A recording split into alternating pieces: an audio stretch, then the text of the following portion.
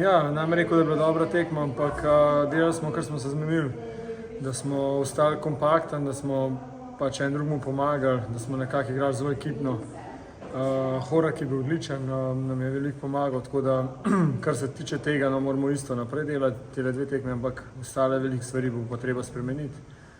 Pa treba bo pač igrati, treba bo gol dati, no nekako. Tako da bo čist drugačne tekme bo tako, kar so bile te dve zadnje dve. Res pomembno. Ja, mislim, sigurno ni bilo lahko fantem po včerajšnjem porazu. Jaz mislim, da so naredili vse ta prave stvari, da so dobili ta zagon, motivacijo, pokazali so karakter, kakorkoli.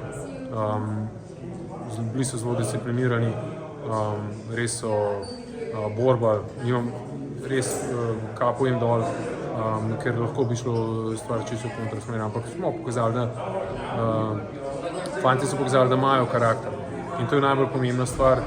Kljub temu, da smo izgubili, jaz mislim, da smo dobili samozavest, da vidimo vsaj v določeni fazi igre, da smo bili bolj kompaktni, da smo vedeli, v kakšni situaciji smo, pred kom igramo.